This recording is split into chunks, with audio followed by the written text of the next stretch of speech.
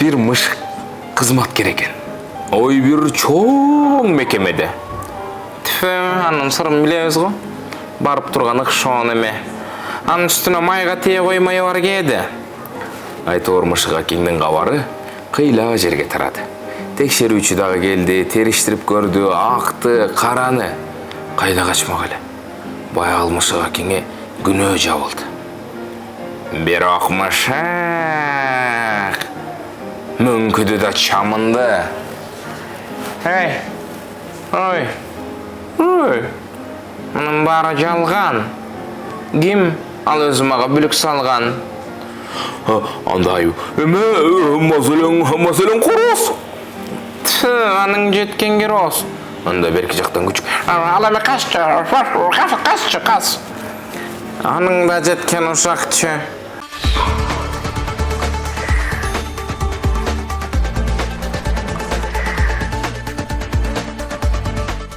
Талантсо комедиянын көрүүчүлөрү, эфирде аптага арманы рубрикасы. Бүгүн бизде таланттуу актер, куулжуган үндүү радио алып баруучу, коомдук активист Алишер Анарбек уулу болмокчу. Андыктан бизден алыстабай, биз менен бирге болуңуздар. Саламатсызбы, кош келиңиз. Кош болдук. Өзүңүздү биздин көрүүчүлөргө тааныштырып кетсеңиз. Менин атым Алишер, фамилиям Анарбек уулу. Кесибим боюнча актёрмун. Мындан тышкары ошол бала чактан эле чыгармачылыкка кызыгып, 7 классты бүтүп, 8 класстан баштап ошол радио тармагында иштеп, эмгектенип, азыр ошол буюрса эми актёрдук кесип боюнча дипломубузду жактап ошону бүтүрүп атабыз. 7-8 класстан бери радиодо иштейм деп калдыңыз. Ушул радио тармагына барууга эмне себеп болду? Буга чейин ошол мен 8 класстан баштап Марал радиосунда иштедим. Андан кийин Апрель деген телеканал ачылган. Ошол телеканалда иштедим. Андан кийин азыркы жумушум Кыргызстан амандорунда. Жакшы экен, анан ушул тармакты тандап калууга сиз эмне себеп болду эле? Эмнеден улам кызыгып калдыңыз? Себеп көп. Себеп аябай эле көп. Неме? Мен билбейм, кичинекей мен буну баары эле айтат да. Баары эле айтат да. Биз кичинекейибизден ушунча чыгармачылыкка кызыгып деп. Мен деле ошолордун катарында элем. Мен деле ошонтип эле кызыгып эле мурун интермедиалар бар эле го. Дисктери сатып алып, ошолорду көрүп, мурун деп карачы, картайып бараткан кишилер деп. Ошолорду көрүп, ошолдон бир кызыгуу пайда болгон. Мындан тышкары дагы бир нерсе, мен кийин чоңойгондо эле түшүндүм да. Мен өзү атам деген 40ка чыккан күнү төрөлгөм да. Анан кийин атым 40бай болду, 40бай ойлот деп атышкан да. Райымжан деген Айштан бар экен, ал деген ушул чыгармачылыкка жакын адам экен. Мурун жана чечен айтыш дегендер болуп турго, ошолорго катышып жүргөн киши экен. Анан ошол келип эле спонтанно эле жөн эле. Күтүлбөгөн жерден эле жок, бунун аты Алишер болот деп туруп, эмнеге Алишер? Алишер Навайын эми таанысыздар да. Таанысызбы? Чындап эле? Ал ойчул, ошол түрк элинин, бүтүндөй түрк элин дейт го, ошентип Алишер Навайынын атынан Алишер коюп койушкан экен. Может, ошол бир нерсе болуп кеткен билейм да. Демек ошол да таасир этиши мүмкүн. Болушу мүмкүн.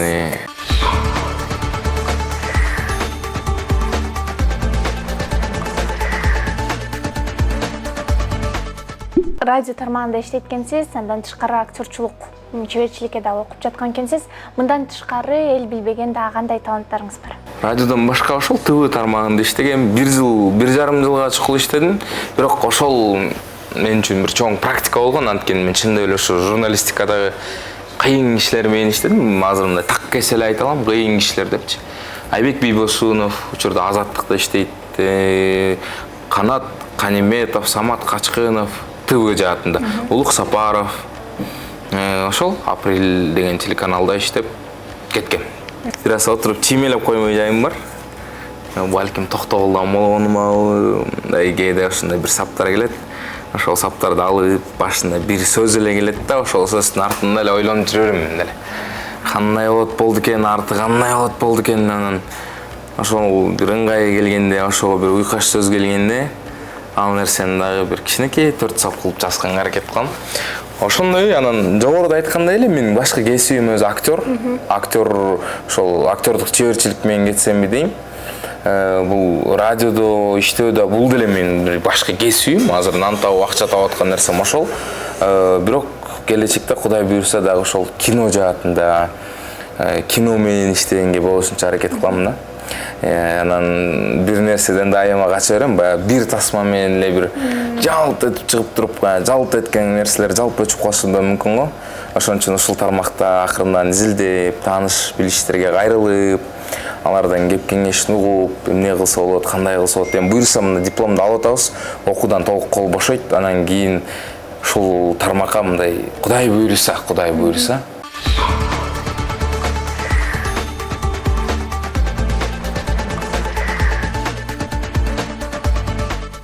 Ыр жазып коймо жайым бар деп эдиңиз, анан сизди ыр жазууга эмнелер шыктандырат? Шыктандыруу билбейм, кыздар шыктандырат. Кыздар шыктандырат. Чынын айтайын, кыздар шыктандырат. Кыздар жагат деп калбадыңыз, анан сизде болгон чыгармачыл адамдарга кандай кыздар жагат? Кандай кыздар шыктандырат? Кээ бирлер айтып берет го. Жан дүйнөсү таза болсо болду деп элечи. Жан дүйнө менче таза болуш керек. Бирок мен жүзүнө аябай көңүл бурам, чын. Өзүнүн алып жүргөнүнө бар. Сулуу кыздар жагат, кыскасы айтканда. Сулуу өзүн каранып жүргөн, татынакай кыздар жагат. Мен кээ бирлер баягы тамаша кылып чийип жазып да калган немелерим бар. Кыз издеймин деген, жар издеймин деген, жубайлыкка жар салам. Үйдө кандай эле? Үйдө мээримди жесе мейли достордун алдында мактай турган. Бир жан дүйнөм көчүп турса чаптай турган деген сыяктуу. Ошол мага сулуу кыздар жагат. Өзүм да как будто Бред Питт ишилип атпайм. Ошондой өзүңүзгө жаккан сулуу кыздарга арнап жазган ырларыңыздан окуп бербейсизби? Миллион акыркы чыккан эле ырды айтып бербеймби? Миллиондор арасынан табылбасым, жүрөгүм бир сен деп жалындасын. Эсиңден бир нерсени чыгарбачы, сени чындап жакшы көрөм, карындашым дейт. Деген артынан Султан Байке домбура менен баштайт да. Карагым айланайын.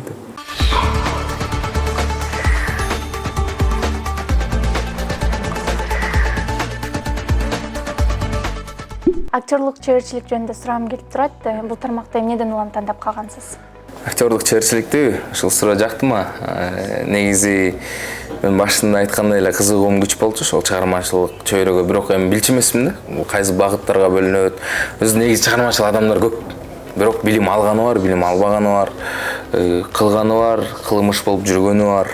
Анан ошол билим алып көрөйүн деп ошол кызыгуу менен актер болгум келген. Анткени өзүм кичинекей менен бир нерселерди аткарып туурап эле, окшош болсо деле туурап, анан пародия кылып эле, мисалы биздин агаларыбыз кылып калат го, ошол сыяктуу кылып жүрүп эле кээде мындай ойлонуп бир тамашалар да болуп кетчү да. Анан ойлонуп калдым ошол актердук сферага өтүш керек экен деп. Бирок башында бул Турузбек Жумалиев деген алып баруучу агайыбыз бар. Кыргыз Республикасынын эмгек сиңирген артисти.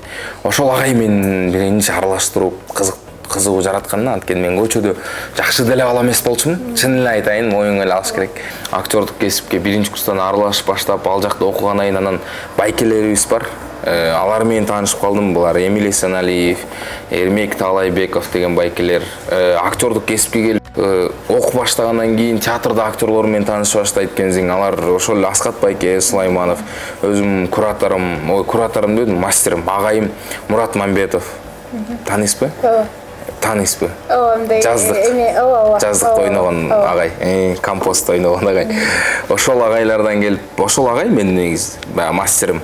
Рештен Калича Сейдалиевадан, ошолордон сабак алгандан кийин дагы да болсо бир шыктануу, жандануу пайда болот экен.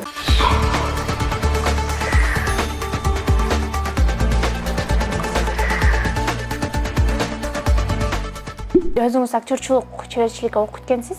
Анан биздин көрүүчүлөргө тамсил айтып бербейсизби? Тамсил макул, айтып берейин. Ошол Турузбек агай деп айтып калбадым, ошол агайыбыз үйрөткөн тамсилдердин бири болчу, баш жагын айтып берейин. Бир мышык кызматкер экен. Ой, бир чоң мекемеде. Анын сырын билебиз го. Барып турган ыкшоо неме. Анын үстүнө майга тие коймой бар кээде. Айтор мышык акеңдин кабары кыйла жерге тарады. Текшерүүчү дагы келди, териштирип көрдү, акты, караны. Кайда качмак эле. Баягы мышык акеңе күнөө жабылды. Бирок мышык мүңкүдү да чамынды. Ой, мунун баары жалган. Ким Ал өзі маға бүлік салған. Андай, мәселен құрос.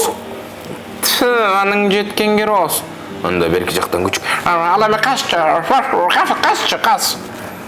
Аның да жеткен ұшақчы. Дәулі бітір қолайық шы жерден, беріліп кеттіңіз қондай. Соны бітір қолайық. Аябай сонун айтып бердиңиз, талантыңызга таазим. Социалдык тармактарда да активдүү колдонуучу экенсиз. Айтсаңыз, ушул социалдык тармактардын эмнеси жагат, эмнеси жакпайт? Көп эле нерсе жагат. Мен социалдык тармак дегенде Instagram менен жакшы колдоном деп ойлогончу. Мен Instagram менен колдонуп, Facebookка кирбейм. Чынында Facebook мурун атталган, бирок азыр анчалык эле түшүнбөйм да. Инстаграмда жаққан нәрсе пайдалы нәрсе. Негізі интернеттен пайдалы нәрселерді көп алып отанан. Инстаграм арқылы мысалы мен бір нәрсеге мындай толық ішеніп шунчалық мындай разы да болдым элге. Бұл ошол эле Баткен окуясына байланыштуу. Баткенде болуп өткөн коогалаңда Сыймык Бейшикеев деген агабыз бар. Кыргыз Республикасынын эмгек сиңирген артисти. Анан ошол Сыймаке чалып калды. Чалып балам ушундай Баткенде болуп аткан окуяны көрүп атасың, счет ачыш керек болуп калды. Жок, биринчи жеңем чалып калды. Нурза жеңем чалып калып, ошондо айтты. Анан ошол жака счет ачылды, анан Инстаграмга элге ушундай жарыя болду, ушундай сбор болуп атат дегенде, калп айтпайын, бир күндө биринчи күнү ачтык, экинчи күнү уже акчалар которула баштады. Бир күнүн ичинде Инстаграм аркылуу эле түшкөн 90 000 болду да. 90 000 үстүнө аркы жактан да 70 бирдеме миң кошулду. Ошентип жакшы эле акча түшүп калды. Мен ошондо ыраазы болдум. Мындай социалдык тармактардын күчү экенинчи. Анан дагы бир нерсе өзүмө, мен айтпайм 90 000 баарын мен катталуучулар өнөр адамдары көпчүлүк басымдуулугун ошол адамдар которушту, ошолор көрсөтүп турушту. WhatsApp'тан да өзүнчө группалар болуп, көпчүлүгү мисалы өзүнүн кылган жакшы иштерин айткысы келбейт да. Анан ошол учурда баягы мындай болду, мен отчет катары сториске бөлүшүп турдум, аны көрсөтүп турдум. Ошонткен сайын кайра элдер баягы ишеним пайда болот экен, алар да жөнөтүп атышты. Алар ошол чогулган акчанын баардыгын ошол Сыймык агабыз баш болуп өзү Баткендин өзү алып кетти. Ага ошол жака керектелүүчү баардык азык түлүктөрдү, кийим кечектердин баардыгын эми көрдүңүздөр го. Мен ошондо бир нерсеге ыраазы болдум. Инстаграмдагы атталуучуларга жалпы элдин кайдыгер эместигине, баягы элден пейил кетти деп эле айта беришчү эле го. Пейил кетпей эле, азыр эл кыргыз ушунчалык ынтымактуу экенин көрүп, мындай бир ичиңен башкача болот кезиң да. Биз эркектер ыйламайбыз го, мындай бирок баары ичиңен бир нерсе болот кезиң.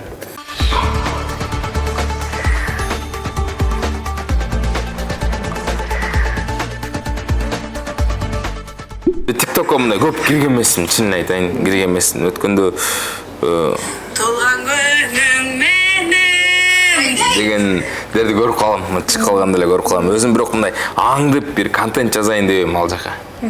Жакшы эле баалайм, эми акча таап аткан нерсе, болуп аткан жаңы нерселерди кабыл алуу бул жакшы эле нерсе да. Азыркы учурда жаштар TikTok аркылуу аябай бат эле белгилүү болуп келип жатышат. Буга болгон сиздин оюңуз кандай? Дагы да таанымал болуп кетейин деген ойлоруңуз барбы? Ойлонуп турган суроо экен. Эми хайп жаратып аткан досторум бар, атайын. Кээ бирлерим өзү билбей эле хайп жаратып атат го. Ай деп элечи, ушундай болду эле деп эле хайп жаратып атышат. Атайын ошол бир жанталашкан досторум бар. Алар да өзүнүн жолунда. Аларга да эчтеке дей албайм, бирок мен андай кылгым келбейт да. Бир нерсе болуп эле баягы жогоруда айткандай батысган нерсе батмуздайт да. Бир аз улуураак байкелерибиз менен кеңешип сурап, мындай акырындан үйдө делечи мисалы бир кооз кылып бат эле куруп койсоң болот да. Кооз кылыпчы мындай жука эле бир нерселерден тура турат. Бат эле куруп койсоң болот. Бирок ал кооз мындан тышкары көп жылдар бою туруш үчүн шашпай, фундаментин куюп, кирпичтерин акырындан коюп, ушинтип курган жакшы го деп ойлойм да. Ал бат кооз болот, бирок бир катуураак шамал болсо, ошол нерсе учуп кетиши мүмкүн. Анан бир нерсе да, мен бир нерседен дайыма неметем, камеранын алды бар. камеранын алды. Камеранын алдына келгенде сүйлөшүп, мындай речти карап, так эле чыгып атабы деп калабыз. Сахна бар. Сахнага албетте көрүүчүнү сыйлайсың. Өзүң каранып, тазаланып чыгасың. Анан сахнанын артында да жашоо бар. Туурабы? Сахнанын артында да жашоо бар. Мен деле мурун кыялымда үйдө өлө артист десе эле деп берчимин да. Сахнанын артында жашоону көрөсүң. Мен сахнанын артында жашоону көргөндө чын айтайын, бир аз өкүнүп калгам да. Анткени айрым чыгармачыл адамдардын ошол кылып аткан кылык жоруктары ал жакта деп калат кезиң да. Мурдагыдай сыйлай албай каласың да. Бир ушундай адамдар бар. Сахнада кандай жүрсө, камеранын алдында деле кандай болсо, жашоодо деле ошондой да. Болгондой эле жашайт. Ушундай адамдардан көрүп үлгү аласың да. Деп ушундай деле жашаса болот турбайбы деп. Ошол сахна арты мен үчүн ошол нерсе да важный аябай. Сахнанын артында сенин аброюң кандай? Сен менен кандай мамиле кылат? Сен элдин алдында эле бул аман хайп жаратып атат, жылдыз деп туруп, анан сахнанын артында движение деле айтып берейин. Движенияларың туура эмес болсо, жанагындай кичине башка нерселерди кылып койсоң, анда деле аяка ал жак деле кыйын болуп калат да. Баягы өзүң алдап эле бактылуу боло бергендей да. Дагы бир нерсени мен көп түшүнө албайм да. Баягы азымдай го просмотрга карап, анан бул ошого карап, могу мындай экен деп мен деле байкайм да, аны көрөчү. Могу жана боло турбайбы? Салам алейкум деп бербечи. Ошого карап мамиле кылат да. Бул да балким азыркы замандын бир көрүнүшүдүр да. Бирок мындай аябай көп просмотр алып кеткен ырларды деле хит дей беришет го. Хит 2021 эле ырдын болгонун баарына хит деп чыгарып берет го. Мен хит депчи могу ырларды айтмакмын ба. Бирге жүрдүк бир дала. Көрсүңбү мындай? Дароомду ар жагын билесиң? Ал күндү жыргалы. Мындан тышкары көп ырлар бар. Ошол эле Мирбек Атабеков андан кийинки эстрададагылар. Ошолор хит да. Султан Сабыралиевдин ырлары деле. Любой ырдын башын баштасаң ар жагын илип кетет го. Тигим, каяктан уктум эле? Мына хит дей бергечи. Ошон үчүн кичине мындай кененирээк алып карап, ошол жак менен чыксакпы деген ой бар.